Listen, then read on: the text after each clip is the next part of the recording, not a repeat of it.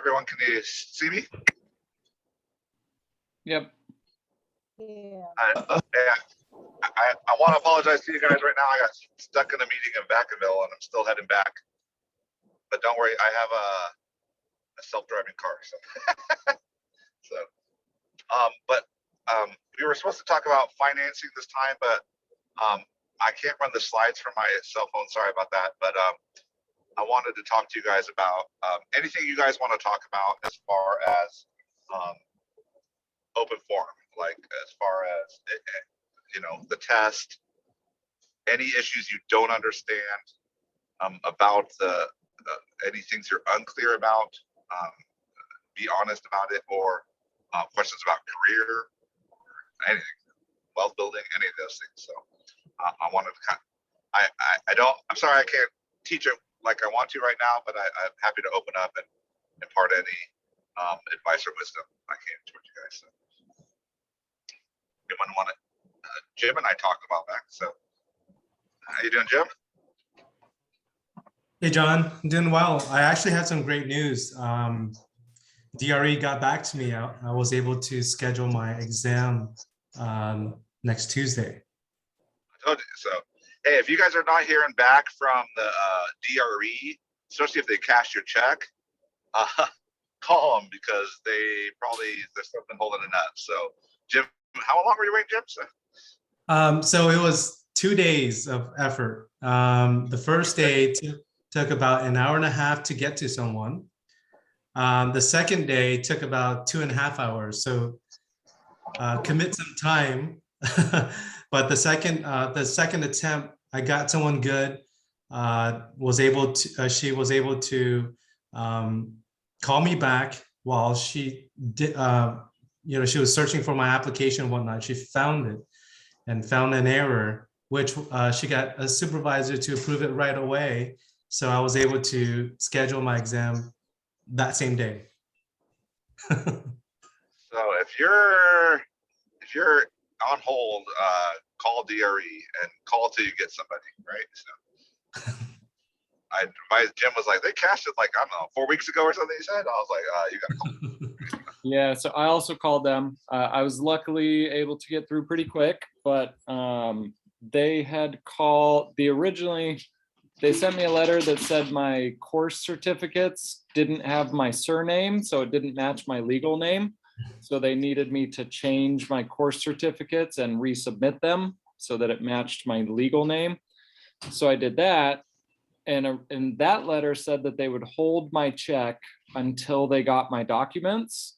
So I sent in my new course documents and then my check got cashed. So that's why I was thinking that, like, when is my test going to be scheduled? But then when I called them, they said it still shows as pending. What we're doing, the documents for additional documents that we requested, we're processing additional documents from August 8th right now. Wow. And I was like, but he did give me my exam ID, but said that I can't, so I can create an account and be ready, but I can't schedule my exam until they process my additional documents. So it'll be a little while. Wow. Okay. So I had a similar issue. So on my certificate showed I put down Jim instead of Jimmy. So they decided to decline my application without giving me any notice. So that's why I was on the phone. Fortunately, the supervisor was able to, approve it and allow that to pass. But it has to be exactly the same as what's on your driver's license. Yeah. So yeah, I'm just gonna warn you, if you already applied, whatever name you put.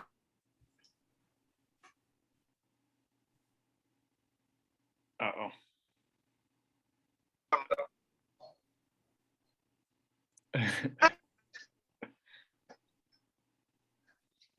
You're lagging. There's a glitch in the matrix. Oh, sorry. All right, I see you guys. Okay. Any questions on anything with the test, financing? On financing, you're gonna have to know primary, secondary markets, the roles they play, the role that Fannie and Freddie play in the market.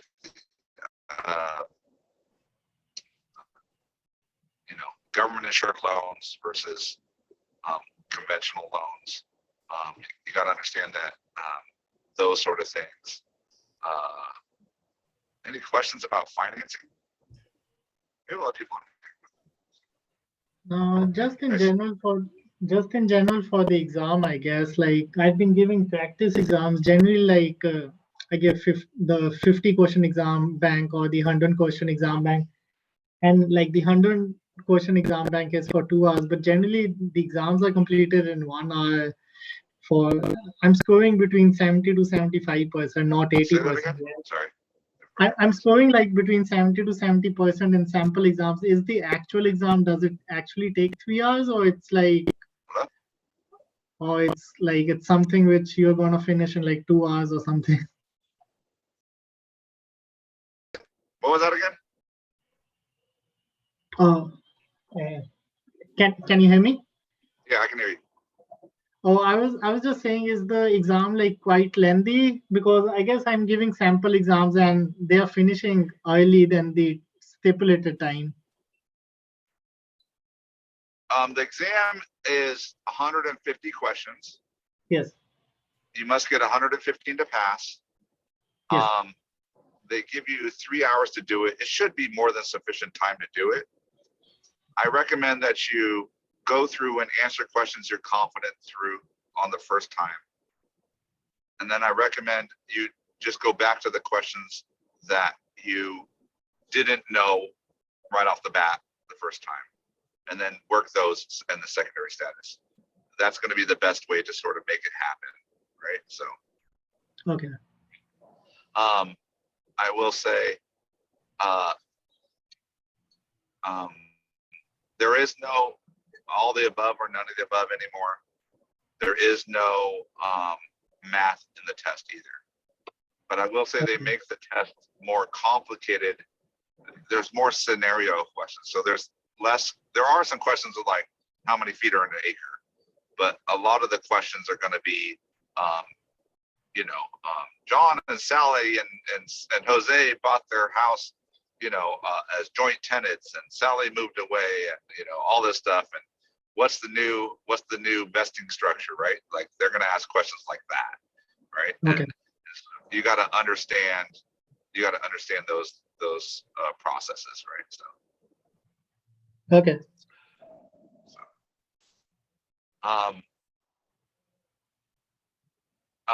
I'd recommend that if you do the test,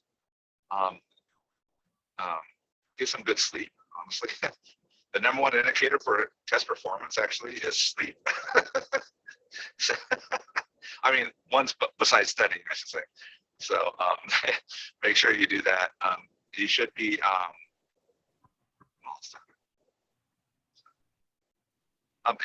here, why don't we do this? Can I change? Go ahead. Any other questions you guys have? So. Yeah, I had a quick question. Yes, Emily. Is there a specific website or resource that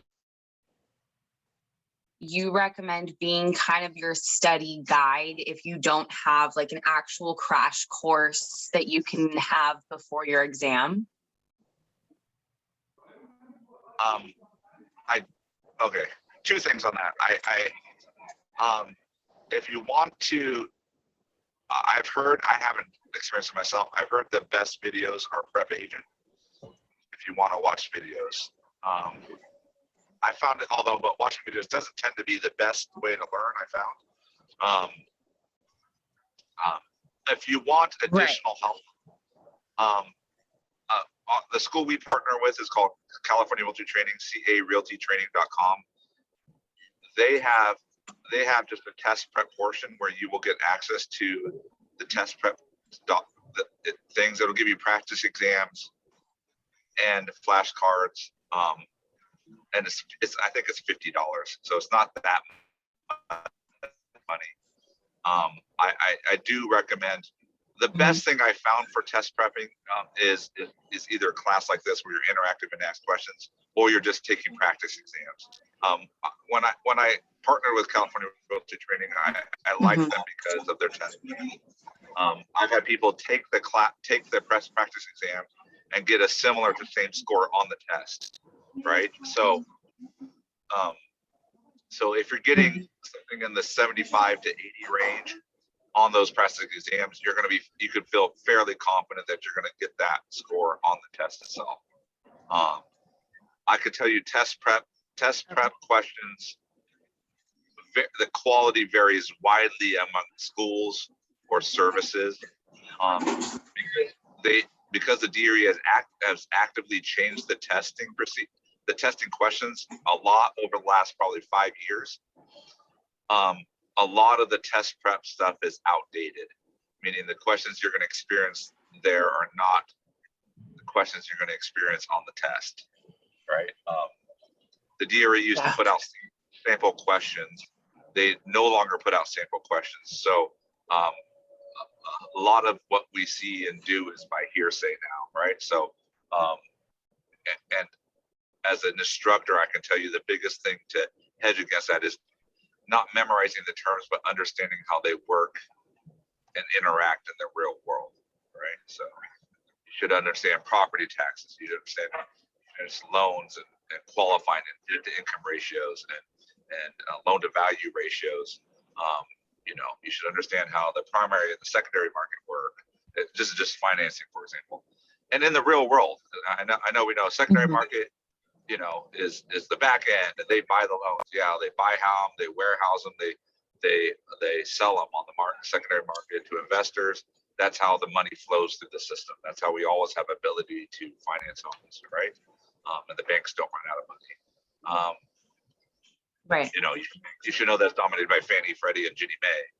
You should know, you know, FHA financing, VA financing are not government loans, or government insured loans. What does that mean? They insure the mortgage. They insure the mortgage against default, right? That means, what does that mean? That means FHA and VA pay off the lender if the borrower defaults on the loan, right? Right. You know, you should know debt to income ratio, the front end and back end ratio. So front end ratio is debts, and then back end ratio is total debts, right? Or front end ratio is front end ratio is mortgage, and back end ratio is total debts, right? So you should know that. You know what that means, how much you qualify for, right? That's based on your qualification. You should also know you should also know loan to value. How does loan to value affect it? You know, if you have an 80% loan to value, that is a cutoff for mortgage insurance generally. So, you know, and anything less than 20% down or 80% loan to value results in mortgage insurance. There's private mortgage insurance we call PMI. There's other mortgage insurance. So those, you know, like, you should understand those things, how they work. That way, no matter what scenario they throw at you, you understand it. You know, you should understand the impound accounts and how property taxes, homeowner insurance, and potentially flood insurance play into those, you know, payments, right? And amortization and those sort of things. So. I have a question a little bit unrelated, but kind of about the PMI. My credit union actually offers a loan product that says with 5% down, they offer a no PMI loan product. How do they do that? Great question. Okay. So we talked about this primary and secondary market, right? But there are some lenders that do what we call portfolio loans. Okay. They don't sell them to Fannie and Freddie and Ginnie Mae. He's not teaching. They hold on to those loans. Credit unions are credit unions will sell some loans to Fannie and Freddie, but a lot of time they'll portfolio loans. And so what does that mean? When they portfolio loans, that means they don't have to follow Fannie and Freddie's guidelines for loans, right? Fannie says, you know, if it's less than 20%, you have to have PMI, right? Mhm. Well, if you portfolio loans, it's your own money. So the credit union essentially is saying, we are willing to accept the risk of not having mortgage insurance on a 5% down loan because we trust our members or whatever, you know, they may say that, but you got to have, 750 FICO or whatever, but they can make their own rules to do that because they're making their own loan and they're servicing the loan themselves, right, with their own money. Yeah. So oftentimes I tell people, if you want to find something unique like that, usually you got to be well qualified, but you got to find a lender that portfolios, which is generally going to be credit unions and things like that, right? Yeah. It's a for school employees only. So that kind of adds a little trust, I guess.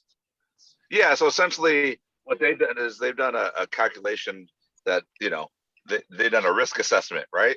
And they say, man, our school employees don't default, very low, right? So, so they're not as risky. So let's bet on them, right? So Okay. you'll often see this on jumbo financing where someone has a lot of wealth. The bank may say, hey, look, we'll do a jumbo loan. We'll give you a super low rate, like 2%. And all you have to do is put an account and maintain $100,000 balance at our account in our bank, right? And they can do this because they're going to portfolio that loan, right? So Yeah. I guess that's pretty common with Navy Federal Credit Union also. Correct. Navy Federal Credit Union Yeah. does do. I'm actually a member of Navy Federal Credit Union. My dad was in the Navy, so they do both. Like Navy Federal Credit Union is a good example. They do both VA. They do VA loans, so they do sell. Whenever they do a VA loan, they do sell that on the secondary market, right? Yeah. But they also have other loans for members that are conventional loans that have a little bit different standards. Those ones they portfolio. So a lender can have both portfolio and secondary market loans, right? That they'll sell both, right? So Yes. um, What's the difference between the effective interest rate and nominal interest rate, and a promissory note and a straight note? okay. So an effective rate and a nominal rate are similar. The nominal rate is just the rate that you would be quoted. The effective rate usually is the rate that you're quoted, right? So it's interchangeable. I don't know why but they are the same thing. So if you say what's the nominal rate, it's if I got approved for 3% loan, it's a 3% rate. The effective rate is a 3% rate. Now, effective may be different in some things. If it's an adjustable rate or something like that, the effective rate might be the base rate, right? Like, hey, you're going to start out at 4, right? So, you're going to have 4, but it adjusts from there and adjusts from this thing. So it's just the rate that the effective and nominal is what you're quoted. What'd you say what is a promissory note versus a straight note versus a what? Straight note, a straight note. Well, okay, a straight note. Okay, so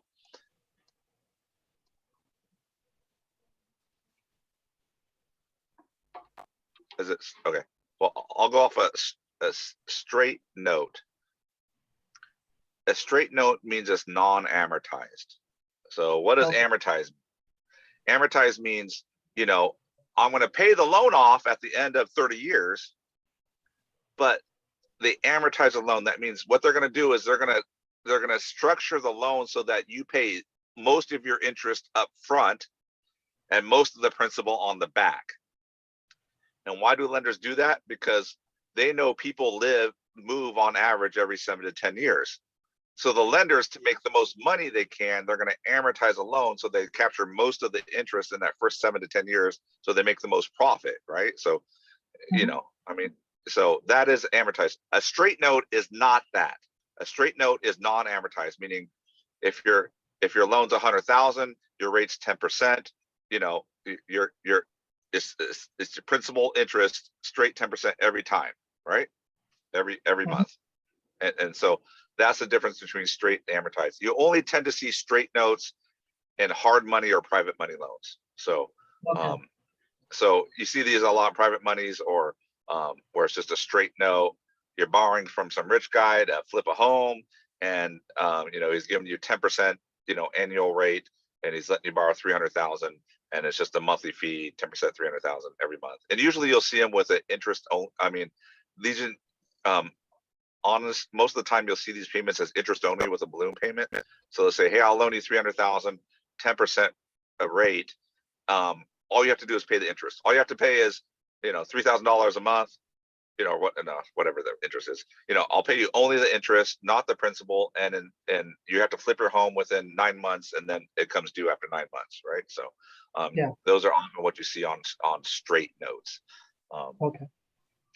I mean, it's important you understand. Oh, this is what people understand. Then they'll talk about. We are a 3-party state for loans. Okay, that's important. What does that mean? We have the trustee, the trustor, and the beneficiary. It's important you guys understand that. They will put this on the test, I know, and it's very confusing for people. I know people struggle with this. So the trustee is who? The third-party beneficiary. The trustor is the borrower. The beneficiary is the lender. What does that mean?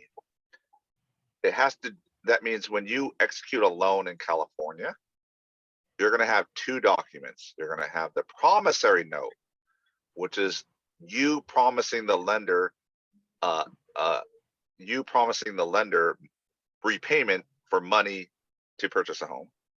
And then you're also going to sign a trust deed, which says, hey, lender, I'm going to give part of my ownership to the part. I'm going to give rights, part of my bundle of rights, up to you, right? We talk about our FT, right? I'm going to give part of my bundle of rights to this trustor, this neutral third party, as collateral for the loan.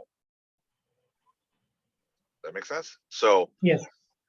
And so what does that mean? That means if I default, the only right I give to them, we call it bare legal title sometimes, I give to the trustor, or the trustee, is the right, it's called the power of sale clause, the right to sell my home if I don't make payments, to foreclose on me, right?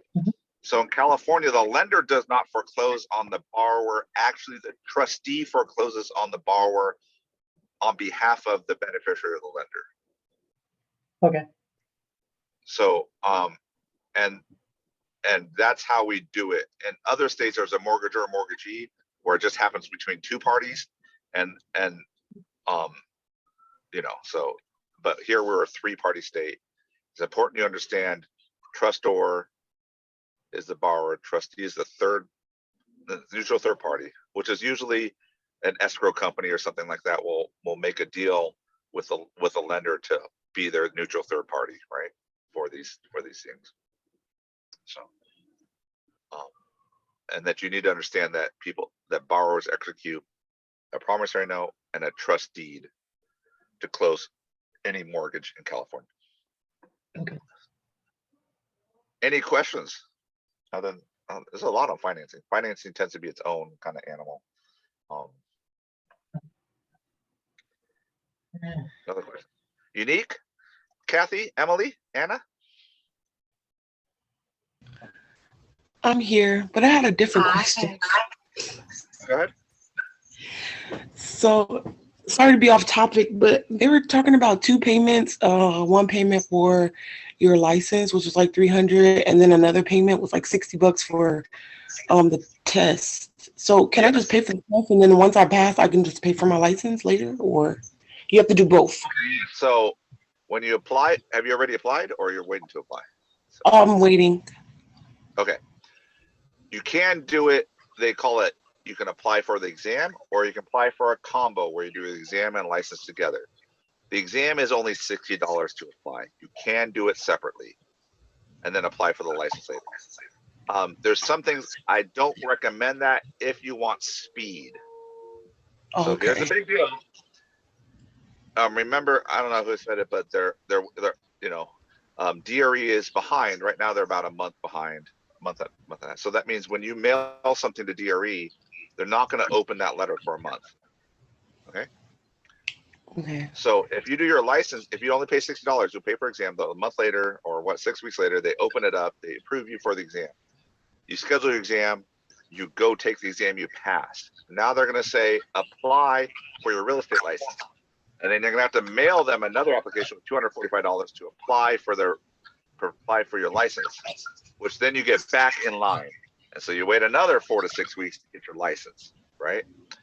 So, but if you pay it all up front, then you actually get combo, meaning once you pass the test, the DRE will automatically issue your license. And we're seeing that issued right now within about 5 business days. Okay, so I'm gonna just do both. So you're gonna cut about a month and a half off your wait time for your license if you do it together. But then, you got to be confident you're going to pass the test. Okay. Thank you. I appreciate it. I both. So if any of you applied just for the exam, just know when you pass the exam, you're going to have to apply. DRE said, congratulations. They'll email you something. You log in, you print out a license application, you go get your fingerprints, and you turn that in. And you're gonna have to wait again for your license. So If we paid for both and just in case don't pass, do we have to do like just re-examination fees or the entire fees again? if you don't pass and you only have to pay the $60 again. Okay. Is it 60? I think it's 60. Yeah. Don't worry, the record I've heard so far is 13 times. So. Do we take the test? I hope if you're on the test of prep exam, you don't do 13 times. So. Should be able to beat that. All right. Anyone have other questions? Maybe not related to the exam. How are you seeing the market conditions right now with the interest rate going up and maybe more houses coming in the market? Yeah, that's a great question. So where's the market going? As broker, I watch it a lot, and obviously, as you guys are coming to the market, you can say, "Hey, what am I getting into?" Right? So, during the summer, spring, summer of this year, it was super hot. When I say super hot, I mean like 120 miles an hour. Like you're driving and you're barely holding on. Right? Does that make sense? You're a little bit scared and go pretty fast. Right?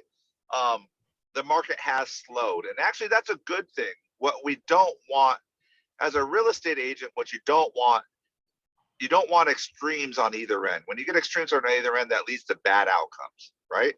If we have extreme appreciation, you're going to create a bubble, which means it's going to correct harshly, right? So as realtors, we want things to be more even keel. So yes, appreciation is still very strong, but it has slowed down. It was crazy. Last year we went from 12 to 15%. We actually through about August, we went 12 to 15% already. And we're like, whoa, it's going more crazy this month. I love your dog there, Mr. Mix. Is that a dog or a cat? That's a cat. She likes making appearances on Zoom. So what happened is, what happened is the market got so hot, it priced some buyers out of the market. So even though rates got low, some buyers just didn't like the frenzy and they started pulling back. And so that cooled a little bit. Also, what happened is COVID, vaccines got wide, restrictions got lifted, and people started feeling better about the world in general. And so those people that tended to pull their house off the market from selling because of COVID kind of came back into the market. And we know that was about 10 to 20% of the market kind of didn't sell because of COVID, right? So they started coming back into the market, and we saw an increase in listings in August and September, but also a decline in the number of sales that happened, right? But it is still a very hot market. What does that mean? That means we're still going 80 miles per hour. That means if you put a house on the market right now and it's priced appropriately, meaning it's priced to the condition of the home, then you will likely have multiple offers and sell that home right away within a few days. It's not going to be like the summer was like 30 offers. Now it's going to be like 4 to 5 offers, right? But that's still, for as a real estate agent, as broker, and I'm watching the economy and watching my brokerage and business, that is a good thing. You don't want massive appreciation. What we're seeing now is what we call seasonality in California, and if you're in the Sacramento, but throughout California, but in the Sacramento area especially, there is seasonality in the market built in normally. Normally, we do see a decline in listings right about now. The market tends to slow down right as you hit Halloween, and pretty much carries on a downward trend generally through Thanksgiving and Christmas, because people don't want to sell during the holidays generally, right? The people aren't going to sell through the holidays, need to sell. No one wants to say, yeah, let's have showings during Thanksgiving, right? No one says that, right? So also kids go back into school. So parents tend to be pretty stationary at that point. They don't want to, they just started school. They don't want to upset the kids with the new school, right? So it does tend to slow down the market. And we have seen that slow down. And I am confident in saying that it's likely just seasonality in our market. That means the trends in the market are still very strong. The indicators that we track in the market are very strong, meaning that it will have a likely lower winter, but come spring and come summer, it's going to be very hot again, right? And what is that? What are indicators that am I looking at? Okay. Indicators are inventory, right? So even if we have listings coming up, it's still not a buyer's market by far, right? Usually we start saying it starts turning to a buyer's market when you hit above 3, 4, 5 months of inventory. What does that mean? That means at the current rate buyers are buying. If we stop taking listings today, right? That means we just stop saying no one can sell their home now, and all the buyers kept at a certain rate, and we only sold the homes we have for sale right now. How long before you run out? That is still sitting at about 1 to 1.5 months of inventory right now. That is still a seller's market. So what does that mean? Is we still don't have enough listings for the amount of buyers we have, even though we're getting more listings and less buyers. We still don't have enough, right? So that's healthy from that perspective. 2, we look at unemployment. Unemployment is very low right now. Now we have some people getting off unemployment and getting back to the market, so that may change. But there was a weird dichotomy that happened during COVID, and it was pretty much a have and have nots kind of economy, which kind of sucked for a lot of people. The people that had a house and had wealth, or even had just, or in a career job, not in a retail or not in a job that was impacted by COVID, they did very well, right? And ironically, the people that did do well tend to be retail or entertainment venues, those sort of things, as restaurants, right? Those jobs did not do well. The funny part is we ran stats, above 80, high 80s, even low 90s% of the people that were directly impacted by COVID by loss of job, right, tended not to be homeowners, because the homeowners tend not to be your service industries. Homeowners tend to be your career fields, right? And those are the ones that tended to be essential, right? They're your state workers, your utility employees, your hospitals, right? Your career fields, right? So that made it very strong, and it's still strong. And so even if unemployment ticks up because of people coming off unemployment, it's not really worried about it. Those people that were on unemployment tended not to be homeowners themselves. So, okay. Third thing is, which if you want to support appreciation in a market, and this is not, by the way, this is not on the test. This is more your knowledge as an agent. Like if you want to be savvy, the savviest, the big agents, mega agents, and are with brokerages that watch the market and are savvy. That means they know where the market's going. Because if you know where the market's going, you can adjust your business to reflect that, right? You're nimble. So another indicator I watch is wage growth. Wage growth and appreciation of properties need to be tied together as close as possible. What does that mean? That means we tend to get bubbles when wages are flat, but prices of houses are going up. That's how you create bubbles. That means people are leveraging farther and farther and stretching farther and farther to make money, to make house purchases when their wages are not keeping up with that, right? So, because of the way the economy is now, we are seeing rapid wage growth. There are too many jobs and not enough employees right now, which is ironic. And some people blamed, unemployment and things like that and all the stuff we help. But I don't want to weigh on that. But we have more jobs than we have employees. So and job prices, and I can tell you because I'm hiring as well. Within my real estate businesses, and during the pandemic, I could hire an admin person at a pretty good admin person at $17, $18 an hour. Like I'm lucky to touch a good admin person at $22 to $25 an hour right now, right? I mean, we see some rapid wage growth, and that's just reflected on a lot of jobs and a lot. What happened was we realized is COVID didn't shut down the economy. COVID just paused the economy. And the economy before going into this was very strong. And we were realizing when it became unpaused, it just all came back. And so essentially we're not really worried about unemployment because the jobs are there. Now said that. So, and wage growth is there. So that's why I think what we're having now is a lot of buyers getting back into the market. Because now they realize there's more listings, it's less crazy, and I'm comfortable in my job, I feel safe in my job, and they're likely getting raises or they're likely getting more money from their job, right? So we tend to have robust buyer confidence now in the company. I have a lot of people who predict it's gonna crash. It's not based on those economics, I don't think you'll see a downward tick even through 2022, maybe 2020, maybe end of 2023.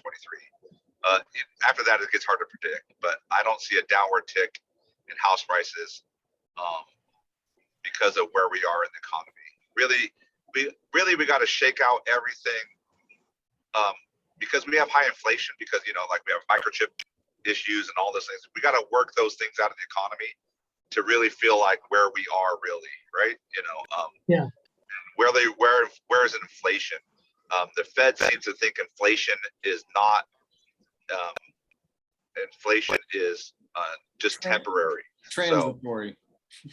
So, transitory, exactly. So if it's really transitory, okay, great. Then we can have a healthy economy. If inflation goes wild, then you'll see the Fed stamp back on. The Fed is essentially keeping mortgage rates low. They're buying $1 trillion. I told you that well, this is a good lesson. But the primary and secondary market, how Fannie and Freddie package those loans to sell them on the market. So the Fed is actually, what they're doing to keep rates low is they're buying about $1 billion in loans per month on the secondary market. The Fed is, and they're doing that to keep the market fluid. And when you do that, it pushes rates low. So they're essentially manipulating the market to be low. And if the inflation is not transitory, that's the only thing I could see that could put a stamp on the economy, because what they would have to do is pull the cash back. They put too much cash into the economy, and so they curtail the cash. That means if we stop buying, rates would go up pretty dramatically at that point. When I say dramatically, they might go from 3 to 4% or something like that. And also, you'll also see banks curtail their lending standards. You'll see loans are getting more loose on their qualifications now. You'll see that ratchet back, right? So those are the indicators I watch. But I'm predicting a pretty strong year this year. I'm predicting a pretty strong year the next year. Honestly, if the market corrects 5 or 10%, I'm not crying. That'd actually be more healthy than anything, right? So I don't believe we're going to have. John, I have a lot a of buyers question. that checked out that wanted to. Yeah. Sorry. Yeah. Go So ahead. how do you see SB 10 playing a role in a lot of the different areas? Say that again? SB 10, the single family zoning. Oh my Do God, you, yes. yeah, This is law. yes. So how do you I'll see just- this going in the market? Because The one, Yes, okay, SB10, no. the one thing I was thinking about that, and I've heard a little bit of chatter about that, is that in dense areas or areas that where there's still a lot of buyer demand, it's going to change the value of the land, because the highest and best use of the land now could potentially be split, could potentially be subdivided. And so I've wondered and worried if large lots, the land itself would be more valuable, potentially highest and best use. But like in rural areas, it may actually ease the prices because because that land isn't as in the highest and best use is still a single family house. So that's kind of what I was thinking and wondering about related to SB 10. There's a lot of people well, predicting. I'm curious to see if we get a lot of investors coming in. Yeah. Yeah, I wouldn't be surprised to have a lot of investors coming in and buying up a lot of this to turn it into multi-level, multifamily homes so that they can then rent them out, have a larger income.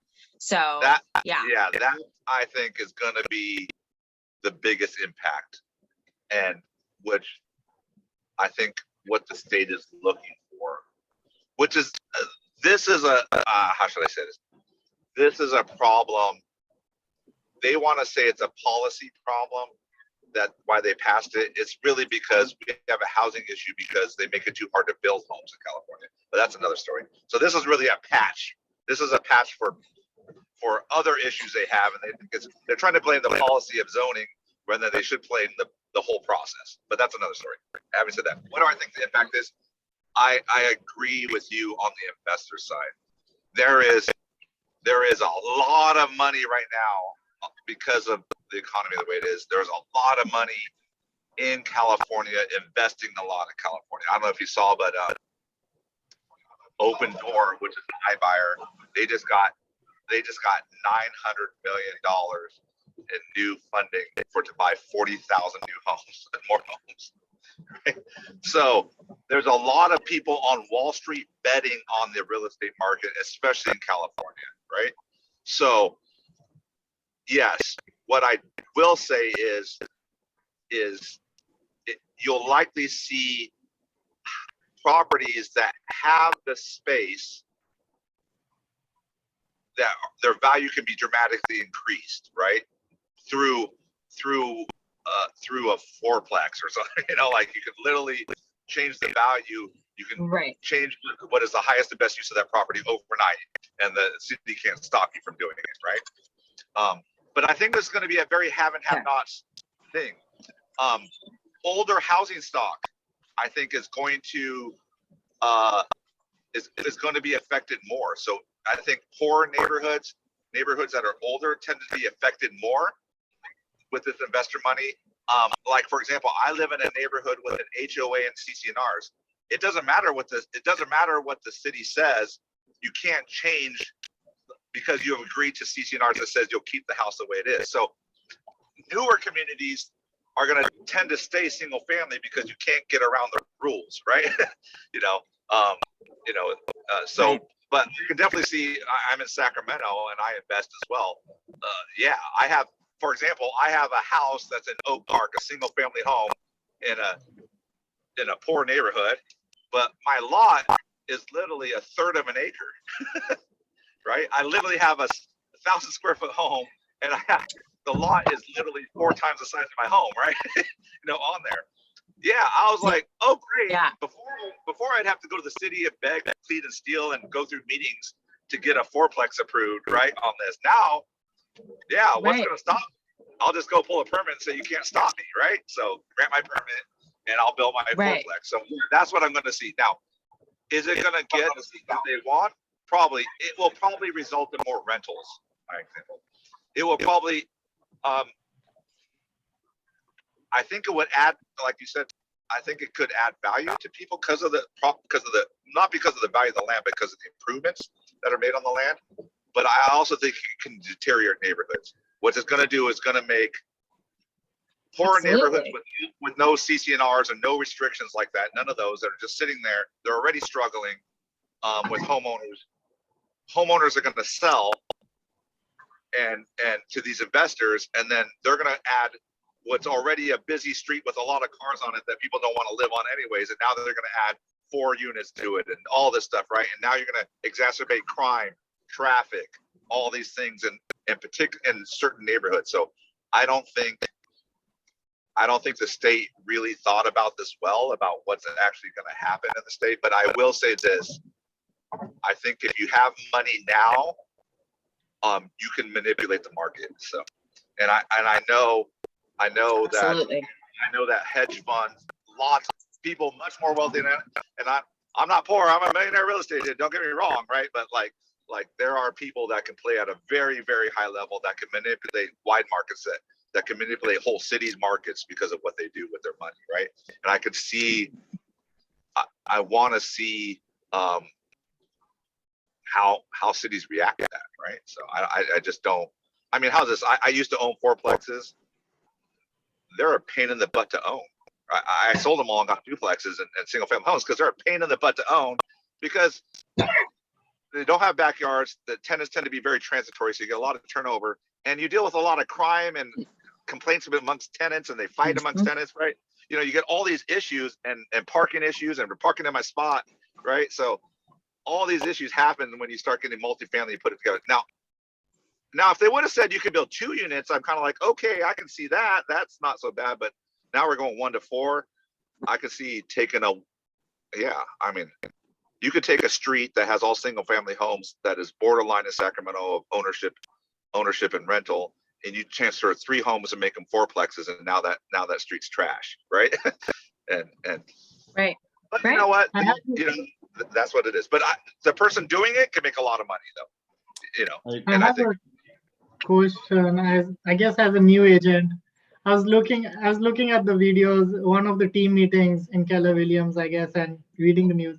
So how does a new agent, like, is it beneficial going by themselves, especially like as I've told you, like I might be starting part-time because I'm an engineer, and like, is it beneficial joining a real estate team within Keller Williams, and how is like these online brokerages and Zillow buying their own houses impacting the market? I guess it's 2 questions.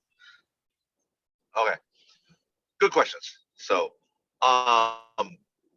we call Zillow and them iBuyers is what we call them. So the iBuyer market, how they're affected. A lot of questions they're solving. Let's start with the first one you asked for, teams. Keller Williams is definitely known for teams.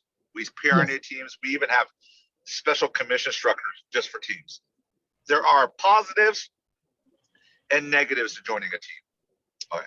What are the positives? We'll start there. If you join a team, generally the team is going to provide you pretty hands-on guidance, right? You know, like you know, they're like, this is the system, this is how we do it, this is the script, this is how you do appointments, you know, yada yada yada, right?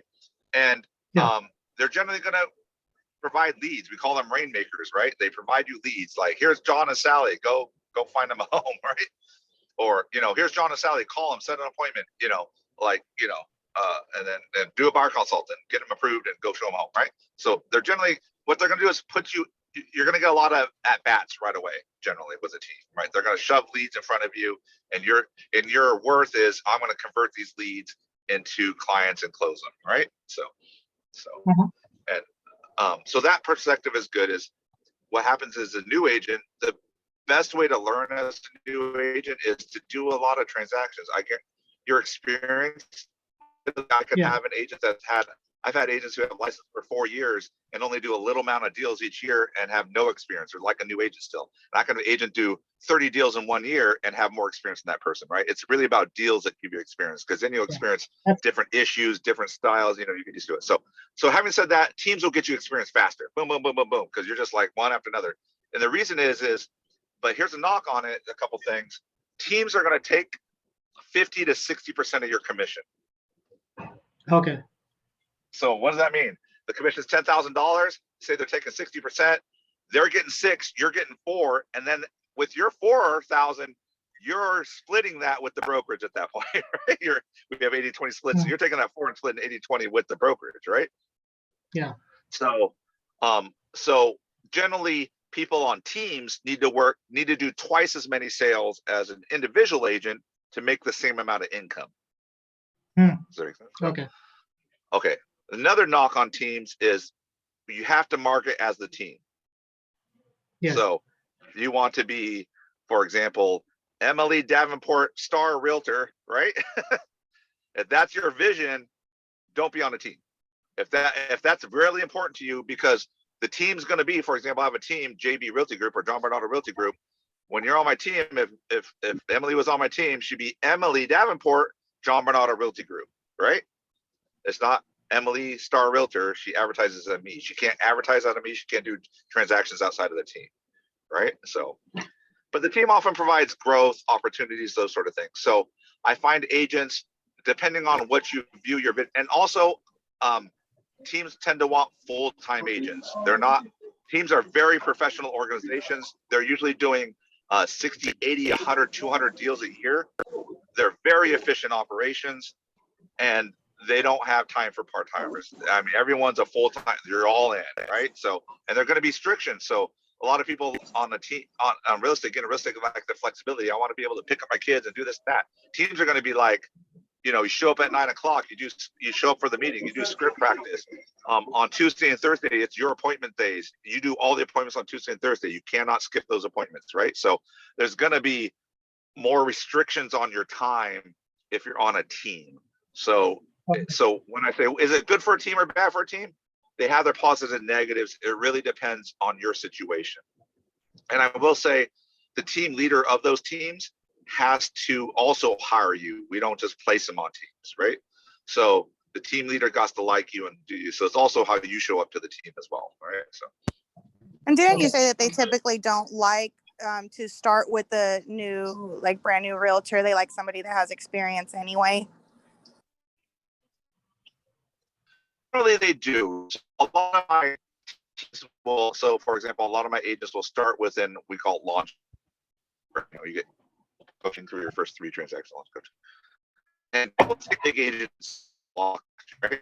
So, oftentimes they're going to our coach and saying, "Hey, coach, I need a team member who's your rock star, right?" And maybe they only close 1 or 2 deals, but they're showing up all the time, doing all the homework, they're doing activities, they're learning, trying to learn, and then the team will approach them and say, "Hey, we got to recommend it, your rock star. We want you to join the team," right? So often it happens that way. But I will say I've had new agents.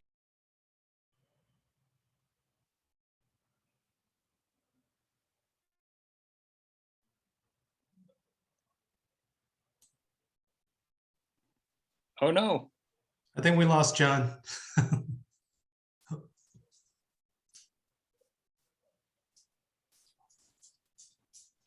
Okay, so does anybody have any recommendations on crash courses? Because my test is on the 30th, and yeah.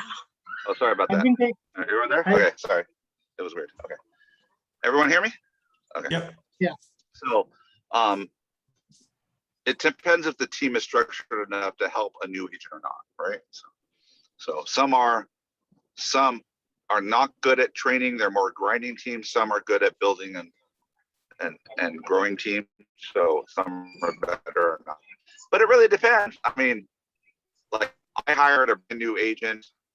That's how they show up, right? I like their attitude. I like their work ethic, and I interviewed and I have a capper that leads my team. I hired a capper that leads my team, right? So I hired an agent that's doing 15, 20 deals to lead my team. So I hire both ways. It just depends on what you're looking for as a team and what role you're in. And also when you join a team, you're going to be stuck in a role too. So generally you're going to start as a buyer's agent, meaning like, you do buyers, right? So you don't do listings, you do buyers, right? And so you sort of have to earn the right to move up and do better, do different transactions. Whereas an individual agent, you just do what you want to do, right? So how would somebody starting out new into this, if you wanted to be a single agent because you wanted to keep as much of your commission as possible. How would someone kind of get that kickstart? There's a few ways. Okay, I can. Good. Okay, excellent question. Lesson 101. Okay. Why do, if you think, think about teams. Why would an agent 50 to 60% of the commission, giving away half the money you earn, more than that, to another agent because of leads? Okay, let me tell you this. Every agent I meet is like, I'm worried about the contract. How do I fill out the contract? Make sure I don't mess up. I want to do that. No, I want to get the paperwork right. I want to make sure I don't mess up. In this business, it doesn't matter. I mean, it does matter. Don't get me wrong. But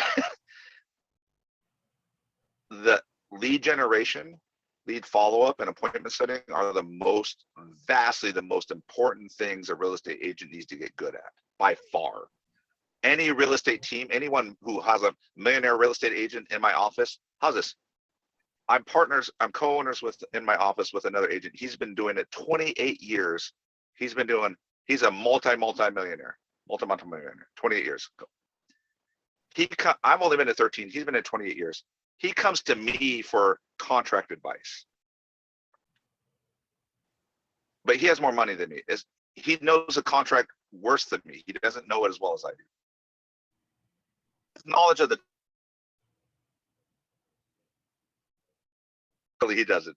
I know the contract better than he does, and I make less money than he does. Does that make sense? So it's not about that. It's because he's very good at lead generation, lead follow-up, and appointments. I have a bunch of agents. I have 220 agents in my office. If I had John and Sally buyer and they were pre-approved, I could go to all 220 of my agents and say, hey, here's John and Sally. They're pre-approved. Go out and put them in a home, negotiate the deal, close the deal.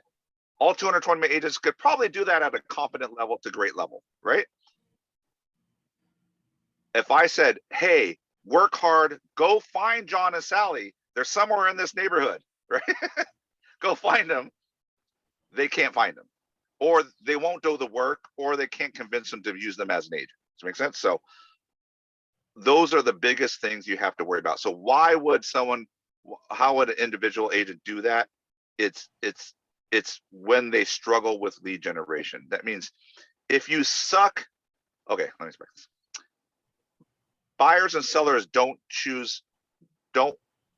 think about a buyer. Everyone thinks I'm selling a home. Buyers don't choose a home first. They choose an agent irrespective of the home. Does that make sense? That means they choose an agent first to find them a home, and then they go find the home. That means the agent is selling themselves. So if you've never been in a position to sell yourself, like someone has to trust you, then you're going to struggle. If you don't realize how you show up, for example, if you show up like a jerk to all your friends and family, you're probably going to show up like a jerk, and you may not know that, but they may tell you that, but you're probably going to show up to jerk to people, and you're not going to have clients, right? So, if you come off as non-trustworthy, right? If your friends and family are like, like, I love you, you're my family and my friend, but like, goddamn, I'm not loaning you money, right? Well, you're probably not going to show up well to clients, right? Think about that. You're going to go on a listing, and they're going to trust you with their $500,000 asset, right?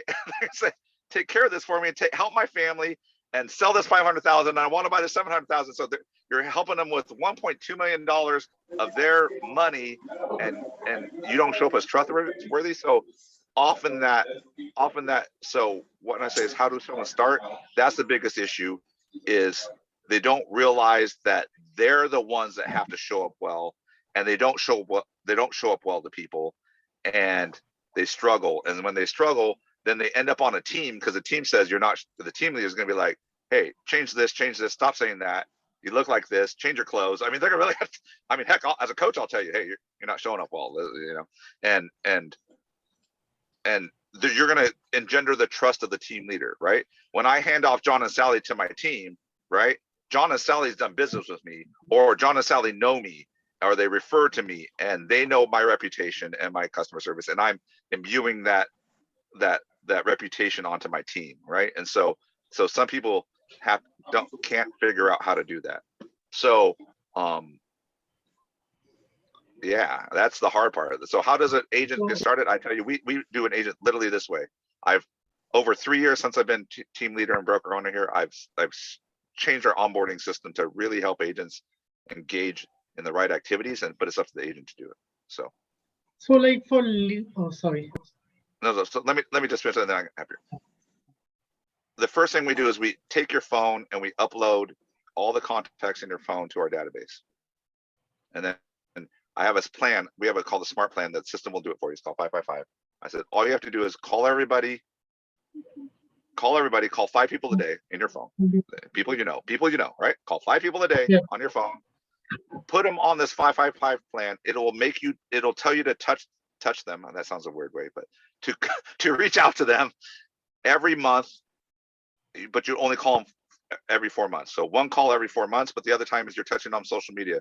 You're sending them a thank you. You're sending them a card through the mail. You're sending them a text message, right? So you're not stalking them, you know, those sort of things, but you're doing it that way. So I say, put everyone on there and then put them on a system where you can, we call it monthly neighborhood nurture, where it shows them the stats in their neighborhood, right? For values, like send them that email, get their physical address if you don't have it, put it in there and put them on a monthly emailer.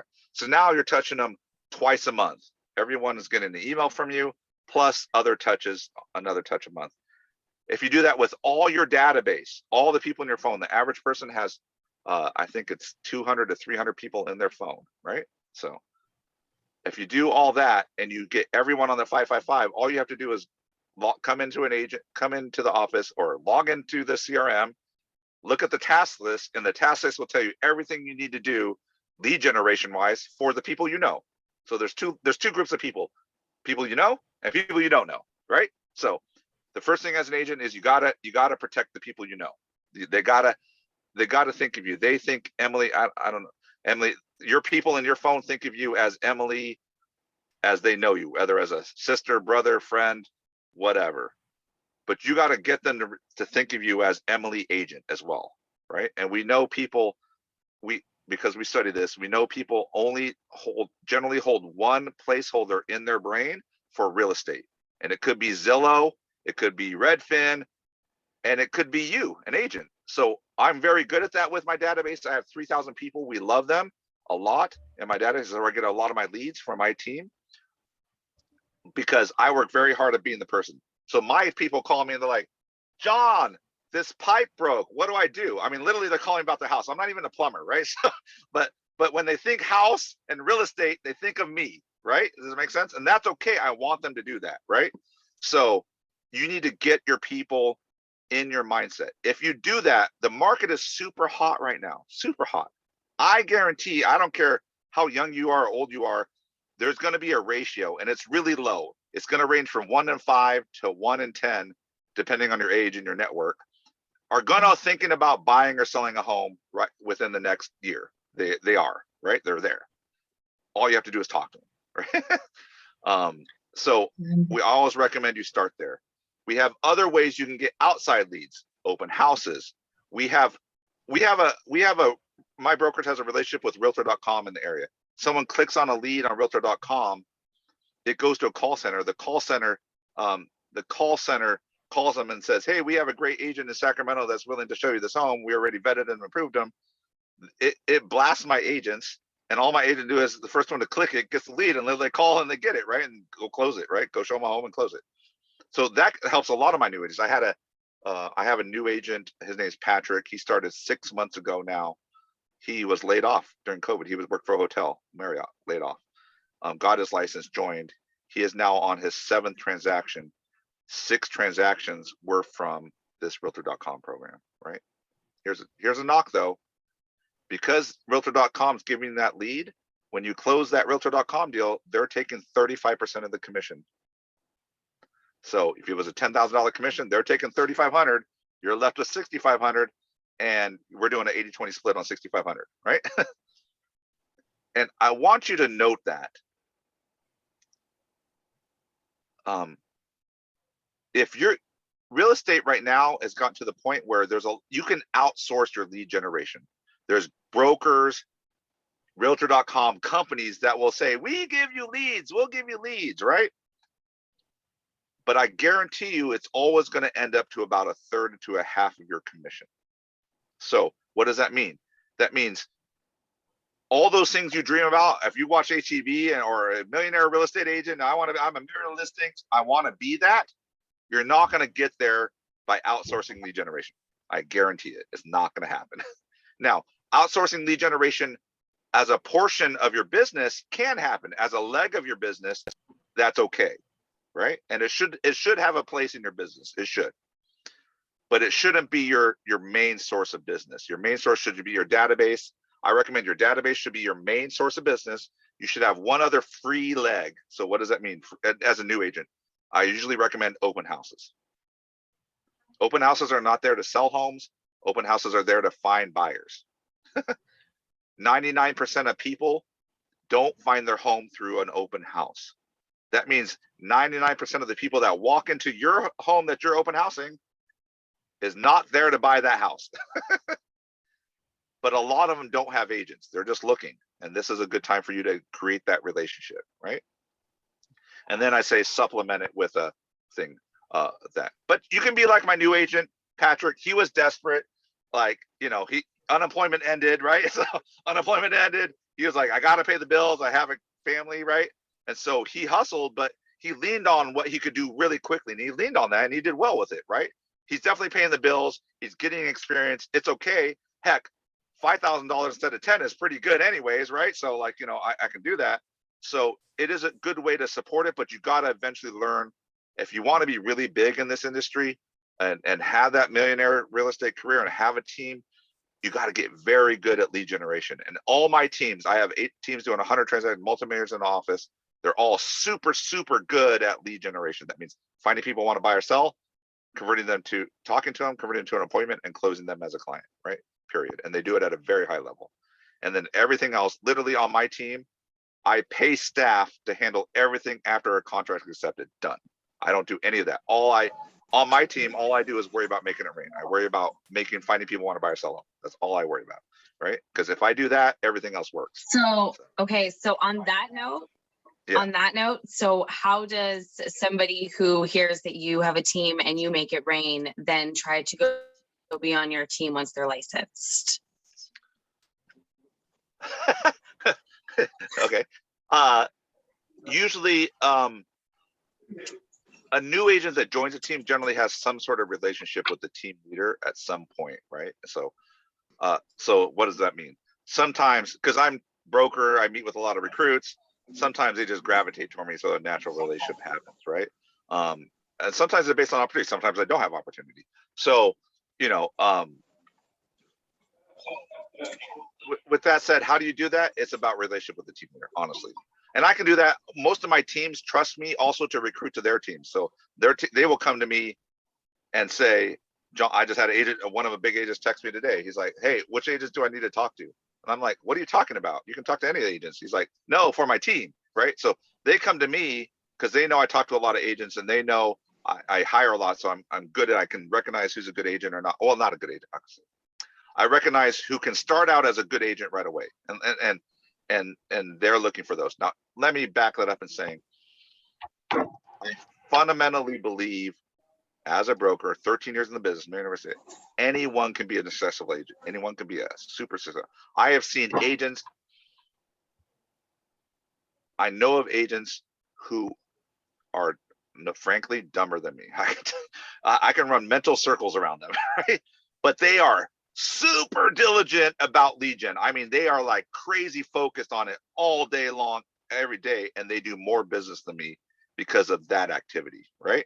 So, and they're super scripted and they do their script and they do their thing and they do it over and over and over again at a very high rate. Ways. So with that said, the people that are successful in this business are lead generators first and foremost, right? They know how to, and they do it all different ways. I have people who, one of my biggest agents, door knocks, right? Some people work their database. I have some people that network. All they do is go to parties and meetups and they just love everybody and they go to every bar and restaurant they can, right? They just love everybody and meet people and they do it that way. It doesn't matter how you meet people. It's just that you meet a lot of people and you talk to them and you get very good at talking, not salesy, but working real estate into the conversation, right? In a non-salesy way, right? So how do you get on a team? You show up. Honestly, you show up. For example, we have a training course called Ignite in our office. Great course, 20 sessions, everything you need to know as a fundamental real estate agent. I recruit 10, 12 new agents to our office every month. We get the first month, it goes every month. The first month class, man, all 10 and 12 are in it, right? Class 16, 2 to 3 are left. That means this is their career, literally. This is their career. This is what they're planning to do, right, for their career life, and they can't even show up to 20 sessions for their job training, right? Like they can't show up to 20 days over a month for job training if I don't force it, right? So who do you think the teams are looking at? They're looking at the 2 to 3 that are still sitting there, right? That's what they're looking at, because like at least they care.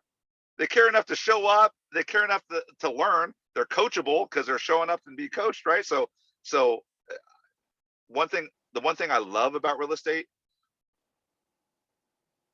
is a show me business. It's a show me business, right? And I don't know. I heard a quote in the NFL one time, you are your record. You are your record. That means no matter how great you think you are as a football player, as a team, in the end, you are your record. And if your record is 5 and 7, 5 and 11, then you suck, right? It's just the way it is, right? And in real estate, it's the same way. If you don't have transactions, that's how we judge. That's how we judge things. And so, it's a meritocracy. So the people that show up well are the ones that get opportunity, right? And if you show up really well, then other opportunities, leadership opportunities, ownership opportunities open up, right? Those passive income opportunities start opening up, right? Everyone's like, how do I get all this? Yeah, passive income. I own, I think 7 businesses last time. I partial owner of 7 businesses. Like, so, those opportunities show up when you do that. So, So like you mentioned for lead generators, Redfin and stuff, but isn't it better instead of paying Redfin 30-35%, just pay a member of Keller Williams and by joining their team, even if it's 50%? So sure. Okay. So I recently recruited a real estate agent from Redfin to my office. Okay. And he was doing so because he was brand new, he got hired for showing as a showing assistant. So all he did was show buyers, right? The homes. He didn't even write the contracts. He just showed buyers. Okay. And he worked on, I forget, 60, 70 closed transactions last year. Okay. He made $35,000. If you did 60, 70 transactions on your own, you would have made $500,000, $700,000, right? Redfin, the only people that get rich at Redfin are the owners. I can tell you that much. They believe agents should be employees of the company, and they believe the company is going to be better at lead generating and doing those things than agents are, and they believe they're a better source. So I don't want to knock it. Don't get me wrong, there's probably a few agents at the very top of Redfin that are making a lot of money, but it's not a whole bunch of agents, right? So and the iBuyer world, Zillow, Redfin's part of that now, Open Door, they're aggressive, but they're only about 7% of the market. Most projections max them out at 10. So are they a player? Yes. Do you need to contend with them? Yes. But in the end, right now, they're all losing money. They're literally losing money. And they're all, Wall Street and other people are investing in them, betting that they're going to win. They went from about 1.7% of inventory in Sacramento area to about 7% recently based on new money they got. But 7% is not a whole, I mean, in the scope of things, 93% of the market is not them, right? Which is still a lot of business, right? So with that said, do I have to contend with iBuyers in my listing appointments? Sometimes. maybe a little off topic. Maybe a little off topic. is EXP a pyramid scheme or not? That's funny. Well, I will say I am with Keller Williams, so Yeah. let me start with that. So let me start with that. So Just jokes aside. we do have profit share. I was highly recruited by EXP. They wanted me to open their Natomas off. They wanted me to have a Natomas office and all this stuff, but I decided not to. They do have a rev share program, but I will say revenue share, what is revenue share? Revenue share means they give you a portion of the revenue that they make off the top, regardless of the expenses, right? So rev share models work awesome in a great economy, great housing market. It works stupidly bad in a bad economy. Because if your expenses exceed your revenue and you still have to revenue share, well, then you're really screwed, right? So when I looked at the model, and so what we've seen with EXP over the time is they were generous at first, and there's definitely some people at the top of this pyramid that are making a large amount of money. Don't get me wrong, I know a couple of them, they're making a large amount of money. But right now, if you want any benefits, decent benefits out of them, you're gonna have to be an icon agent. That means you're gonna have to at least be doing 15 deals over 3 million in volume every year to maintain that status. If you want more than that benefits, you're going to have to recruit agents, and you're going to have to make sure that they're doing at least 4 transactions a year in your downline. I can tell you most agents can't recruit or don't do that well, or not a good coach, right? So yeah. With that said, I think there's some good parts. I will say wait for a down economy, and I'll see how well they do, because either they're going to fold, or they're going to have to severely adjust a revenue share model and take things away from agents to make it work. That's my fundamental belief as a business owner.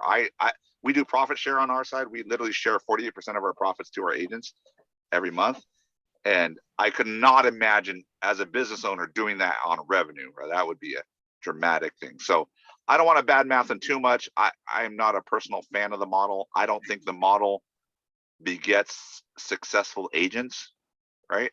From that matter. So he's not allowed to call it a pyramid scheme, but is it multi-level marketing?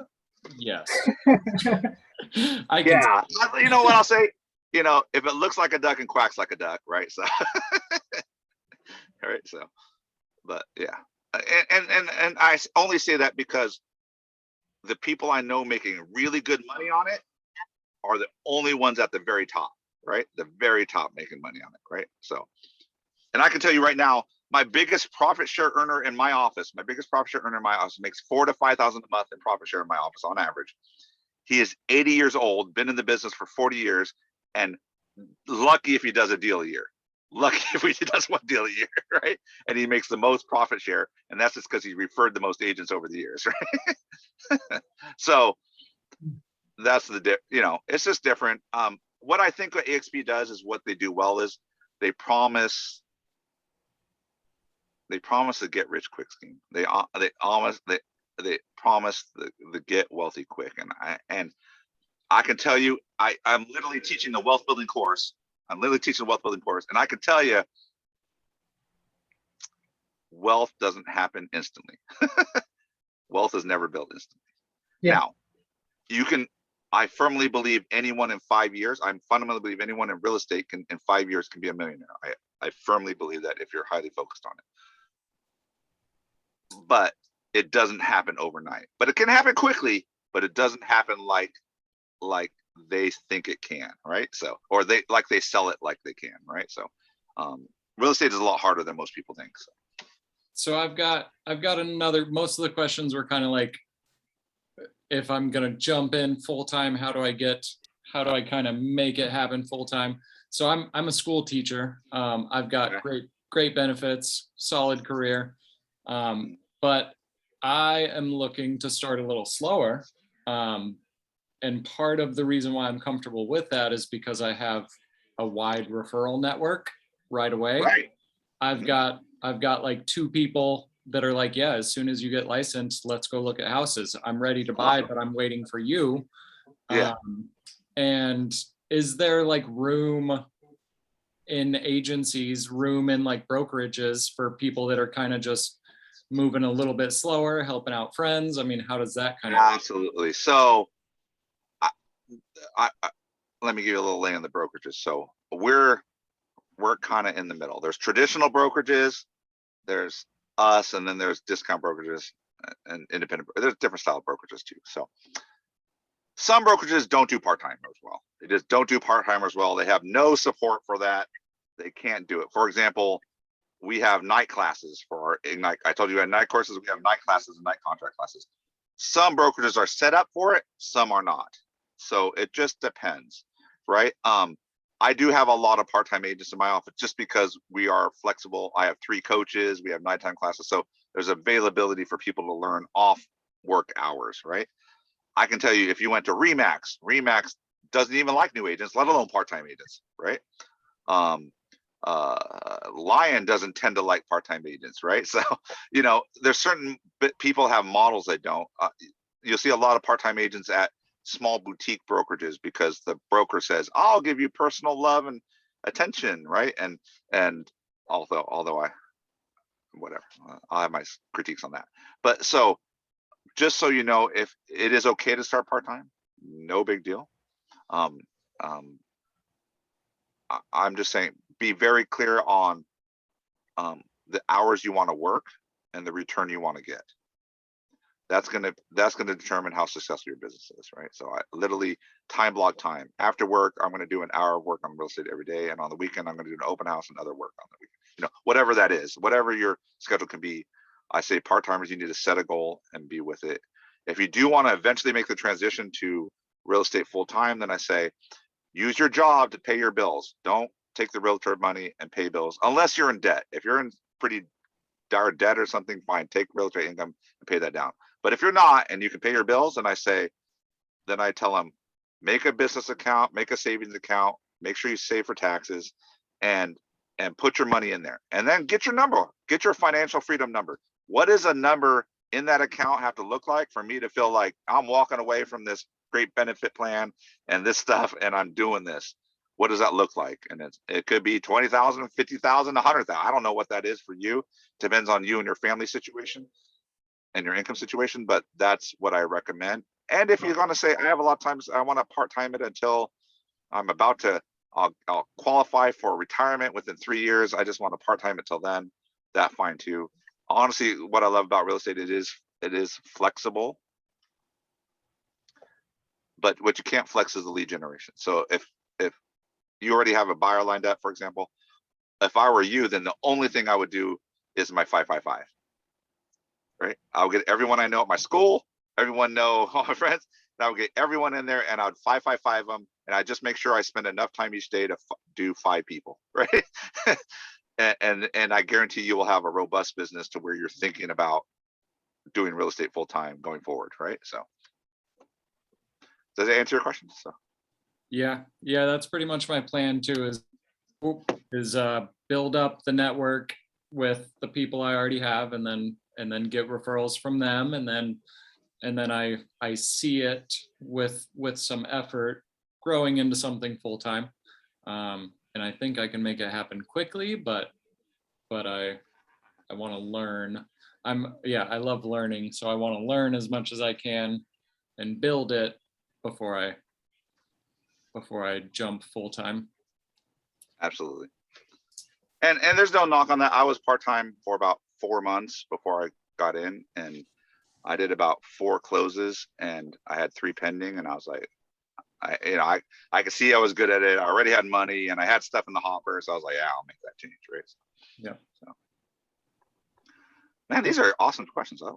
You guys are doing really great questions. I love it. So, Hey, John, I have a question. You brought up open house a few times. So if you're not the listing agent, are you still able to do an open house on someone else's listing? Yeah, actually, most of the time, the listing agent is not the one actually hosting the open house. and it's because there's an 80-20 rule in real estate. Listings are harder to get than buyers. Buyers don't pay you, right? Sellers pay you, right? So actually here, hold on. I want to move toward my house so I have better lighting. I'm actually in the garage right now. So, what I want to say is realtors, I mean, so listings tend to be concentrated. 80% of listings end up with 20% of the listings. So, because they're harder to get. Because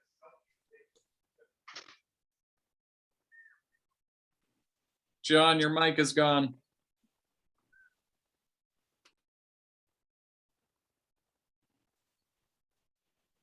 John, time out, time out. No sound, John.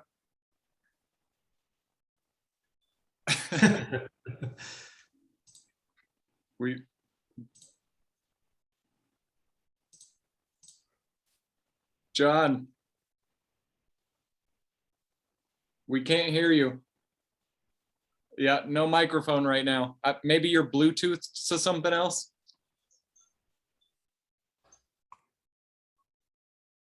can you hear me? There you go. Yep. Okay. We lost I'm actually you gonna turn on right my- when you got out So- of your car. Oh, really? Oh, sorry. Okay. So, yeah, so you seem to see in listings tend to be concentrated amongst 20% of the agents, just because of the, like I told you, the size. So what does that mean is often listing agents have more listings than they can open house. And in fact, open houses tend to be, I mean, they're fun initially, but most, as you get older in real estate, they tend to be less fun. There's nothing less fun than putting 20 signs out in 100-degree weather. It's just not fun, right? So literally in the summer in Sacramento, when I do open houses, I would wear clothes, and then I would literally put out the signs and come back and go in the house and change clothes and put on more deodorant just to do the open house. Like, it's just not a fun process. Right? So what, for example, we had our team meeting today, we pitched listings, and the agents will go up, I have this listing come up, I have this listing come up, this listing come up, this listing come up, and they'll literally announce, I have open house opportunities for this weekend for these listings. Let me know if you're interested, right? And so my team did it today. We had open house opportunities. Okay, great. So oftentimes agents will open house listings for the mega agents basically. And the reason is those agents are trying to get leads basically, right? From these buyers, from these listings. So, and also how you show up at those listings, those are open houses. We have literally our mega agents, we teach an open house certification course in our office to teach new agents on how to do open houses and how to report results back to the listing agent, right? So like how to be professional about open houses so that the listing agents and the seller, good customer service is given to the sellers, even though it's not your listing. So, but yeah, so in our market center, because we do a lot of listings, we have open house opportunities often for our new agents, just because we do so many listings. It depends on a lot of market. You can also find it. You can literally call other agents with listings and see if you can open their homes. But generally, you find most of our open houses within our own Inventory. Yeah. All right. Any other questions? Yeah, great questions, man. You guys are really thinking about your career. I like this. So we should do this more often. That's it. You guys are all expert agents now. I love it. So I like the open forum. Yeah, you know where it's going. We know what we're doing, right? So okay. All right. Excellent. What time is it? Oh, it's 7 o'clock. So hey, I'll let you guys go back to your family. I thank you for accommodating me on this. We'll pick up test prep again next week, but I hope you found some value in this. And I hope I answered some questions. Good luck on getting your test dates and test exams. But we'll be here next week, and I'll pick up financing again next week. So, okay. Thanks, everyone. Thank you. Have a great evening. Be safe. Yeah. Thanks, John.